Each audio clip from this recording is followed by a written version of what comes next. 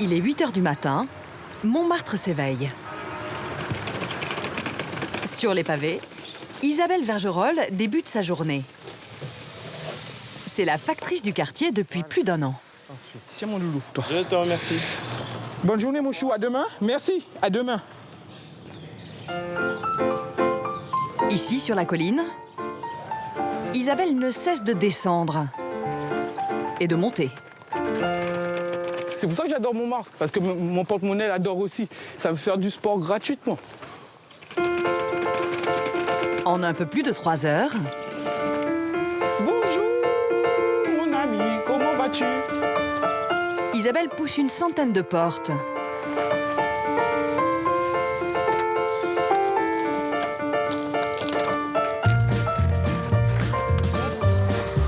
Et traverse Montmartre de part en part. On se croirait ici au cœur d'un village de province. Avec sa place centrale, la place du Tertre, son église paroissiale du XIIe siècle, Saint-Pierre de Montmartre, c'est l'une des plus anciennes de la capitale.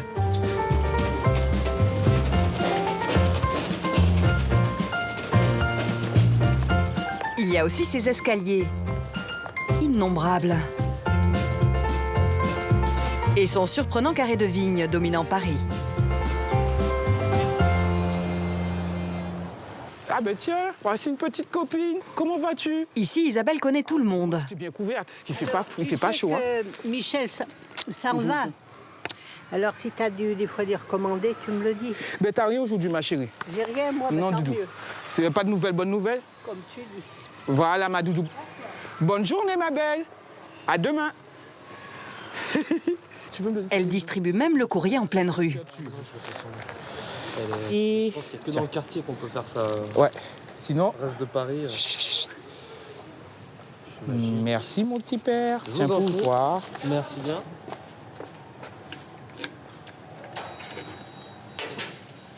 À la fin de sa tournée, la factrice pénètre dans son endroit préféré. Cette petite villa. C'est ainsi que l'on appelle ici une ruelle privée. La première fois quand je suis rentré ici, je me suis dit ouh, j'avais un recommandé et je cherchais la personne. Donc je me suis amusé à assommer dans tous les appartements. Jusqu'à ce que je lui mette la main dessus. Et puis quand elle est arrivée, elle m'a dit ça y est, vous avez vu tout le monde? Je lui ai dit ben oui, le cadre est tellement joli donc autant profiter. C'est pas tous les jours donc. Mais j'avoue que c'est joli, moi j'adore. Franchement, pour rien au monde, je vais changer ma tournée, si je peux. Comment ne pas aimer Montmartre?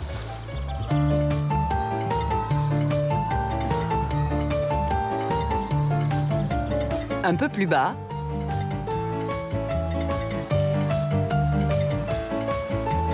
à 2 pas du moulin de la Galette, voici la rue Le Pic. Avec ses commerces, installés depuis un siècle, dès le matin, c'est la rue la plus animée de Montmartre.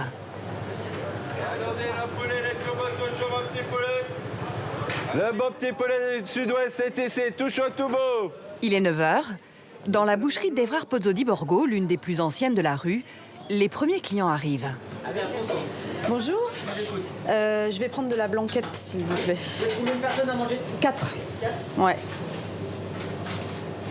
Parmi eux, Karine Ringot. Elle habite juste à côté depuis plus de 20 ans. Pour la cuisson, mais la noce avec? Ouais. Super. Vous êtes une habituée des lieux? Ah oui, moi je viens qu'ici. Vraiment. Ils sont sympas, la viande est bonne, tout va bien. Et on connaît nos clients. Ouais. Mais c'est pour ça que c'est bien à Montmartre. Super, merci. Bonne journée. Pour Karine, faire ses courses dans le quartier, c'est un acte militant. Ça, c'est un vrai truc de Montmartrois, de faire en sorte que le petit commerce vive. Donc pas de grande surface sur la butte. Pas de grande surface, mais un marché unique à Paris, où Karine se rend régulièrement. C'est le marché Saint-Pierre, une institution depuis les années 20. Ici, une dizaine de merceries gigantesques se font face, dont les Tissurennes.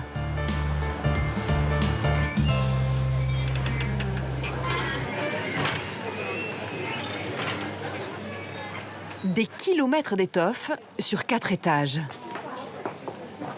2 mètres alors. D'accord, 2 mètres. Et des boutons par milliers.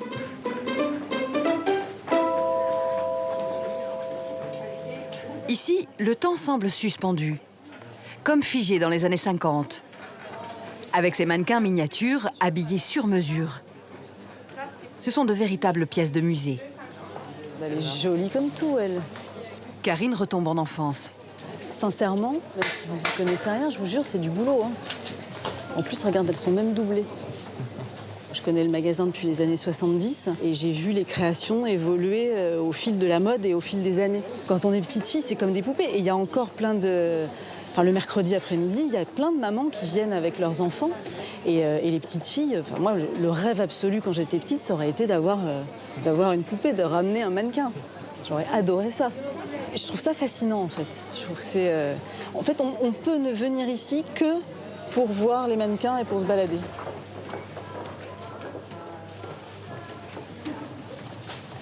Un peu plus haut sur la butte, dans le quartier des Abbesses, Karine termine ses courses. Bonjour. J'aurais une raclette. Combien vous êtes? On est 4. 4. Ouais. Alors après, je te laisse faire. Hein. Il y a quelques mois, Jean-Philippe Favre a quitté ces montagnes du Jura pour s'installer à Montmartre. Et il ne se sent pas du tout dépaysé. Ce qui ne change pas beaucoup, c'est qu'ici, on s'entraide, c'est comme à la montagne. On est obligé de se filer des coups de main. Voilà, on porte les courses des papis et des mamies, parce qu'en plus, là, la pente, elle est un peu dure. On entend les cloches du clocher Saint-Jean. Il n'y a pas beaucoup de voitures qui passent. Enfin, voilà, quoi, on a l'impression d'être dans un petit village, et on est dans un petit village. Bon, ben merci. Et je t'en prie. Et à très vite. Allez, salut, bye. Cet esprit solidaire et villageois, c'est le résultat d'une histoire débutée au XVIIIe siècle. À cette époque, la butte Montmartre est encore un coin de campagne aux portes de Paris, avec ses vignes, ses chaumières et sa douzaine de moulins à vent. Attirée par la vie au grand air, la haute société parisienne se fait construire de somptueuses maisons de campagne. En 1790, Montmartre devient une commune à part entière. Au XIXe siècle, la butte s'urbanise. Chassées de Paris par les grands travaux d'Haussmann, les familles populaires trouvent refuge ici. Les loyers y sont peu onéreux. Bientôt, Montmartre et Paris ne forment plus qu'un. La butte devient un quartier de la capitale.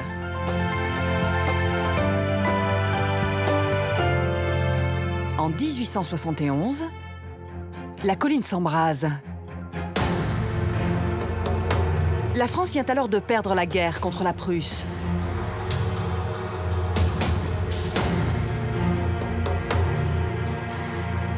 Les Parisiens se révoltent contre Thiers, le chef du gouvernement. À Montmartre, la résistance s'organise et s'étend à toute la ville. C'est la Commune de Paris.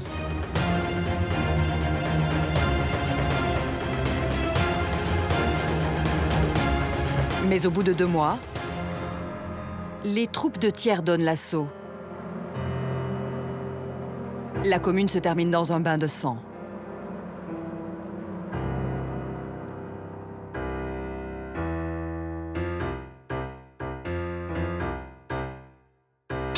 Quatre ans plus tard, en 1875, débutent au sommet de la butte les travaux d'un édifice gigantesque.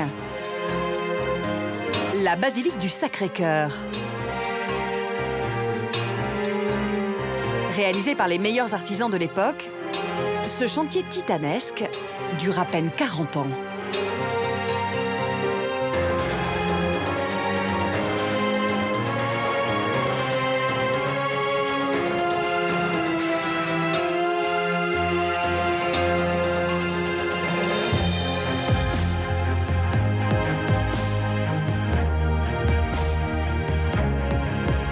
Aujourd'hui, la basilique du Sacré-Cœur est devenue l'un des emblèmes de Paris dans le monde entier.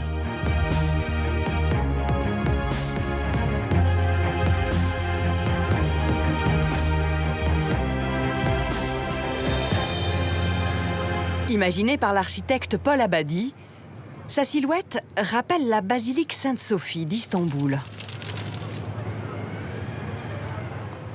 C'est très curieux, hein, vous voyez, parce qu'au XIXe siècle, on construisait beaucoup d'églises en néo-gothique, néo-roman. Il y en a partout dans toute la France. Et alors ici, assez rare, c'est romano-byzantin, un mélange de roman et de byzantin. Donc ça donne ce style extraordinaire, un peu unique, maintenant qui est bien connu dans Paris. Enfin, qui a des formes assez étonnantes avec toutes ces grandes coupoles en particulier.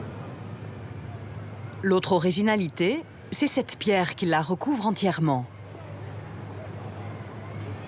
C'est de la pierre de Château-Landon. Et alors, la particularité de cette pierre, c'est qu'elle durcit et elle blanchit sous la pluie.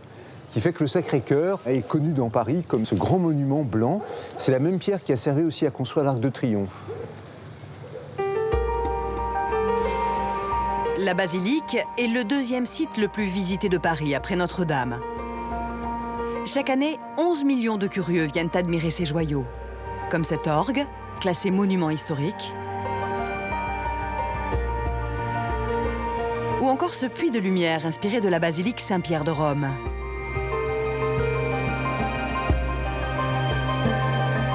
Mais ce qui attire tous les regards, c'est cette mosaïque de près de 500 mètres carrés.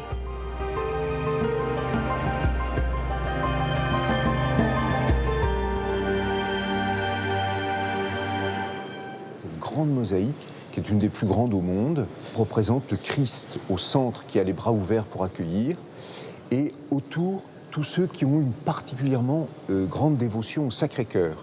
Alors, la mosaïque est constituée de deux parties. Il y a la partie du haut, où on voit les saints, et puis en bas, alors ce sont des épisodes de l'histoire de France qui montrent aussi des personnages qui avaient une dévotion à l'amour du Christ symbolisé par son cœur transpercé. Vous avez par exemple, là il y a les archevêques de Paris qui présentent la maquette du Sacré-Cœur, et ensuite vous avez des personnages de Marseille, parce qu'il y a eu au XVIIIe siècle une grande peste à Marseille, et l'archevêque, en lien avec les responsables de la ville de Marseille, ont décidé de consacrer la ville de Marseille au Sacré-Cœur, et la peste s'est arrêtée. Au XIXe siècle, pour financer la construction de l'édifice, toute la France se mobilise et envoie des dons. Elle offre aussi des cadeaux, aujourd'hui conservés précieusement.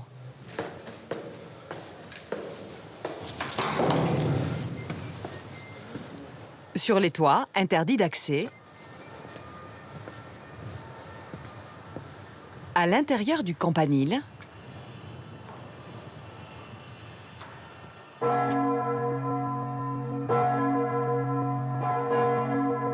voici le plus spectaculaire de ces cadeaux. La plus grosse cloche de France. Elle est si puissante qu'on l'entend à 10 km à la ronde. C'est la Savoie qui a voulu offrir cette cloche au sanctuaire. C'est pourquoi elle s'appelle la Savoyarde. Elle est venue de Savoie, tirée pour une bonne part par un énorme chariot tiré par des bœufs. Elle fait plus de 19 tonnes. Évidemment, c'est une des plus grosses cloches au monde. Et elle continue à fonctionner, ce qui est assez rare. Un peu plus haut, le campanile réserve une autre surprise. Ce panorama à plus de 100 mètres du sol. La tour Montparnasse, Saint-Augustin, les Invalides, l'Opéra, la tour Eiffel. On a une vue extraordinaire sur tout le cœur de la capitale ici.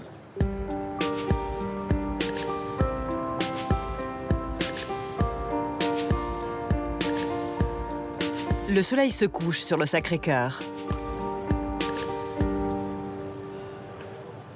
C'est l'heure pour les sœurs bénédictines d'ouvrir leur maison d'hébergement à l'arrière de la basilique. Bonsoir ma sœur, je suis inscrit pour la nuit d'adoration. Oui, tout à fait. Vous avez demandé un box, une chambre. Les sœurs accueillent les croyants qui participent à un relais unique au monde, les nuits d'adoration. Chambre 60. Est-ce que vous prendrez le petit déjeuner demain matin? Non. Non. Pas de petit Alors, déjeuner. je vais vous demander une participation de 16 €, s'il vous plaît.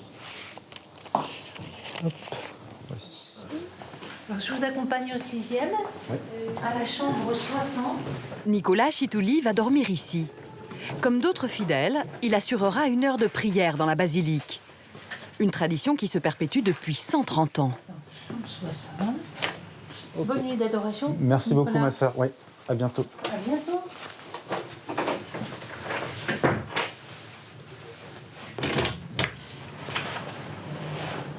On a vu un peu sur tout Paris, donc c'est assez sympa. C'est propice, j'imagine, à la... Ouais, bah c'est propice et puis ça permet aussi de rentrer dans le charisme du lieu, c'est-à-dire que ici c'est un lieu où on prie de manière continue pour les Parisiens, pour le monde.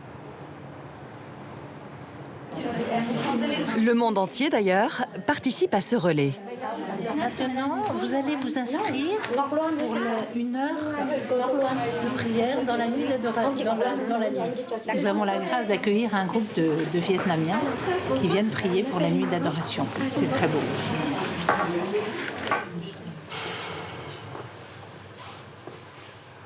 Il est 2 h du matin.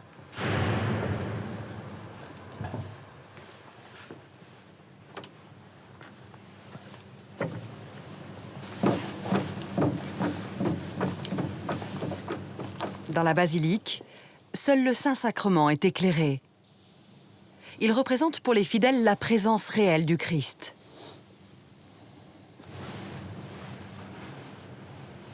Nicolas débute son relais.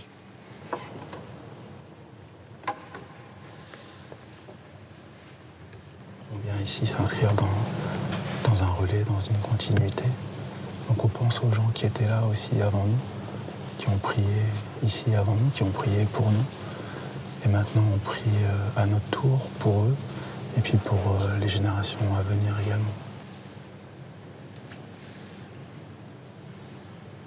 Au bout d'1 heure de prière,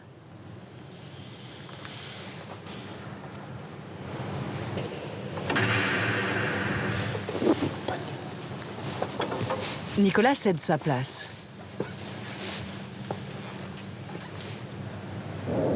Chaque année, 14 000 personnes participent à ce relais.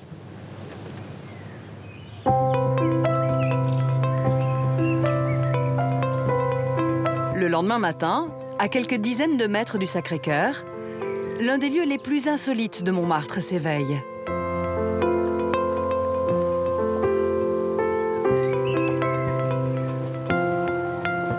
Derrière cette grille fermée au public, se dressait au XVIIIe siècle la plus grande ferme de la Butte.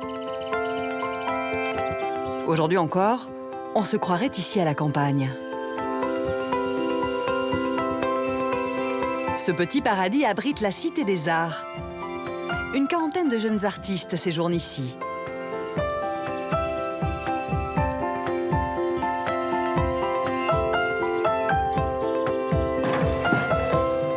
Parmi eux, Laurent de Robert. C'est la maison des Italiens. Pour des raisons que j'ignore, mais on aime bien les mystères ici. Et c'est un endroit où on travaille et où on rêve. L'intérieur est spartiate, mais confortable, avec ses chambres à l'étage qui donnent sur le jardin.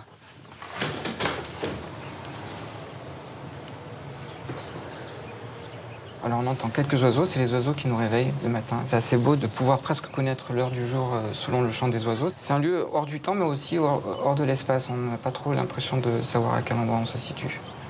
Et on aime bien conserver cette petite bulle, ce côté hors du monde, en fait.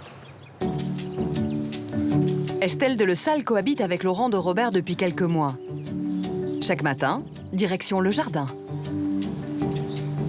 Pour la soupe du déjeuner, elle cueille des orties.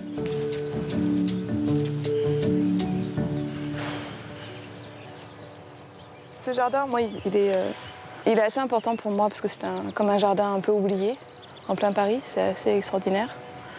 On appelait ça la forêt de Montmartre auparavant. Donc on a beaucoup de sureaux, quelques érables et les orties. En plein Paris, c'est vraiment extraordinaire. En plus, on a une vue magnifique. On trouve ici aussi des tomates et des potimarrons qu'Estelle a fait pousser pour agrémenter sa soupe. Ouais, ça s'est fait. Il est midi. Privilège rare à Paris, Laurent et Estelle déjeunent en pleine nature. Je pense que pour la concentration et pour le travail artistique, c'est un endroit vraiment béni. C'est un miracle. Je crois qu'on a conscience que c'est un miracle et que notre mission, c'est de le perpétuer. On est un peu comme des gardiens en fait de ce lieu, simplement. Cette résidence unique en son genre, c'est l'héritage de l'une des pages les plus brillantes de l'histoire de la Butte. Car à la fin du 19e siècle, Montmartre devient le principal foyer artistique en Europe. Des dizaines de peintres viennent s'y installer, tels Toulouse-Lautrec, Vincent van Gogh ou Auguste Renoir. Il peint ici son célèbre bal du Moulin de la Galette. Le soir, toute la bohème artistique se retrouve pour faire la fête dans les nombreux cabarets de la Butte. Le plus fréquenté, c'est le Chat Noir. On y donne un spectacle son et lumière à la pointe de la modernité pour l'époque, le théâtre d'ombre, l'ancêtre du cinéma. Aujourd'hui, c'est au tour du 7e art de s'épanouir à Montmartre, notamment dans les anciens studios Pathé. Construits dans les années 20, ils sont devenus aujourd'hui une école de cinéma. Mais aussi dans ce petit bistrot. Loin des paillettes, c'est ici que le réalisateur Jean-Pierre Jeunet déjeune tous les jours. Il y a assez peu de touristes qui viennent là, c'est un petit peu en retrait, il faut connaître. Ouais, il y a un côté à la fois sincère, pittoresque et amical, quoi. Et c'est voilà, c'est de la vraie cuisine maison. Bon, ça ne faut pas forcément dans le léger, mais on mange moins le soir, quoi. Voilà, qu'est-ce qui se passe? Ça va? Le maître des lieux, c'est Stéphane Cachelin. Il y a toute la caserne, là. Je me sens pas très bien. Il n'y a pas le feu.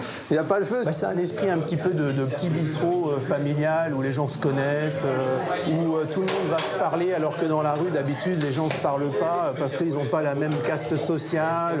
L'ouvrier va parler au chef d'entreprise, l'artiste connu va parler avec l'intermittent du spectacle qui a du mal à s'en sortir. Et tout ça, ça fait un lien qui est assez intéressant. Et c'était le lien que je voulais, à tel point que j'ai beaucoup de gens qui oublient beaucoup de choses. Soit leur veste, soit leur manteau, leur téléphone, parce que c'est tellement bien qu'ils repartent, ils sont chez eux en fait. 50 cocottes saignantes, c'est parti! En cuisine, Corinne Simon est au fourneau. Ici, le menu, ce sont les habitués qui en décident. En ce moment, je faisais pas de plat mijoté. Là, ils m'ont dit, Corinne, il faut absolument en faire. Donc voilà.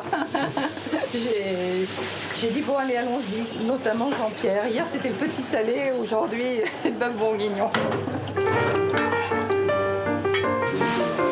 Si Jean-Pierre Jeunet est un fidèle du bistrot, c'est aussi parce qu'il habite juste à côté. Il a accepté de nous ouvrir les portes de son petit musée du cinéma. Il y a de quoi faire une belle expo, hein. Ça, c'est le chapeau de Brasseur dans Les Enfants du Paradis. Ça, c'est un chapeau des Visiteurs du Soir. Non, il y a quelques belles pièces, des scénarios, enfin plein de choses. Et puis après, il y a mes objets à moi. Alors ça, c'est un très très bel objet, je le mets à la lumière. Ça a été fait pour le long dimanche de fiançailles, fait exprès pour le film, et c'est une véritable œuvre d'art, quoi. De sculpture et de mécanique. Hein, ça, c'est Georges. Georges, il garde le bureau. Il jouait dans le film, il a reçu une balle dans la tête, d'ailleurs. Oui. Georges, c'est l'un des héros d'Alien 4, tourné par Jean-Pierre Jeunet. Son autre passion, c'est son quartier, où il vit depuis plus de 15 ans. Il lui a d'ailleurs servi de décor pour son plus grand succès.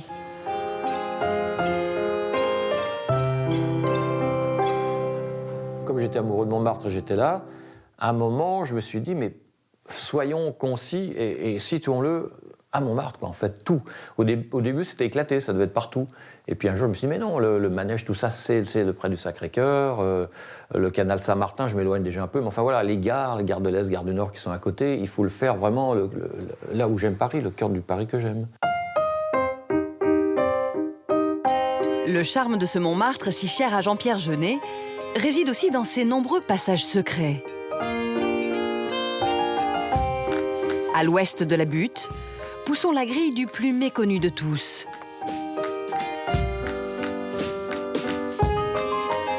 Cette ruelle privée est restée intacte depuis plus d'un siècle.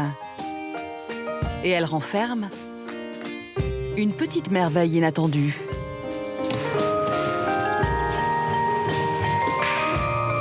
Cette élégante demeure de style directoire. C'est le plus petit hôtel de Paris.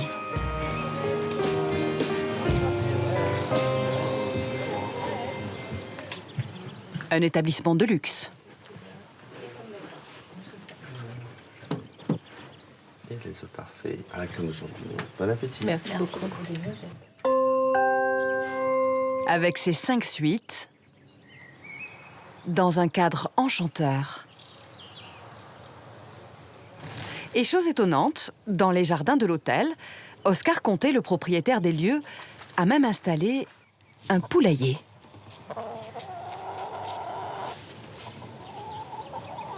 Qu'il nettoie chaque matin. C'est un vrai poulailler. Elles ont des vrais jardins. Je les change de zone en fonction des périodes. Vous voyez, regardez, elles ont de la bonne litière bien fraîche. C'est intéressant. À Paris, on a la chance d'avoir des jardins comme ça. On essaie de les exploiter. J'essaie un maximum de produire des choses pour nos clients, à la fois le miel, les œufs, ces choses. C'est pas de l'impossible. Oscar a grandi ici. C'est un enfant du passage.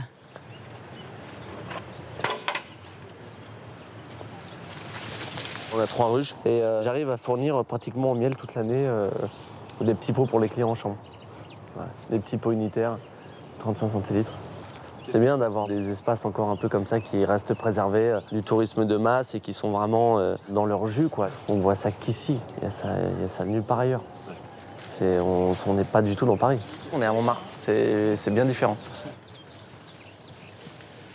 Un peu plus loin, ce passage recèle une autre surprise.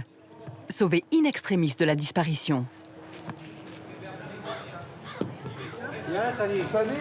Voici le CLAP, un club de pétanque associatif. Attention, on va pas tuer le chien. Hein. Il est présidé par une femme. Et c'est qui le 4e? Catherine Moureau. Je sais pas. Attention, concentration. Hop. C'est le boucher du quartier qui l'a créé. Et papa, il a pris la suite en 1981. Et il a pu lâcher. Et voilà. Et moi, on m'a pas donné le choix. On m'a dit, voilà, tu prends la suite. C'est ses copains. Ils m'ont dit, quand papa est tombé malade, ils m'ont dit, voilà, tu prends la suite. Je lui ai dit, non, si. Ah bon? Alors vous regrettez? Ah, pas du tout. Ah, pas du tout. On rigole bien. Dans les années 90, le terrain a failli être transformé en parking. L'ensemble des membres du CLAP s'est alors mobilisé pour protéger ce que tous considèrent ici comme l'âme du village de Montmartre. On le préserve amoureusement, justement. Faut pas qu'on nous l'abîme. Donc on fait très attention. C'est une belle histoire, il faut que ça continue. Il faut que ça continue, on fera tout pour ça, en tous les cas. C'est bien. Tous les soirs, Catherine reçoit chez elle, à la Pomponnette, le plus vieux restaurant de Montmartre.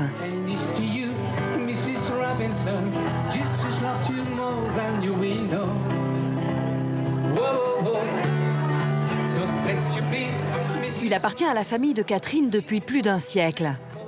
C'est aujourd'hui un incontournable de la butte.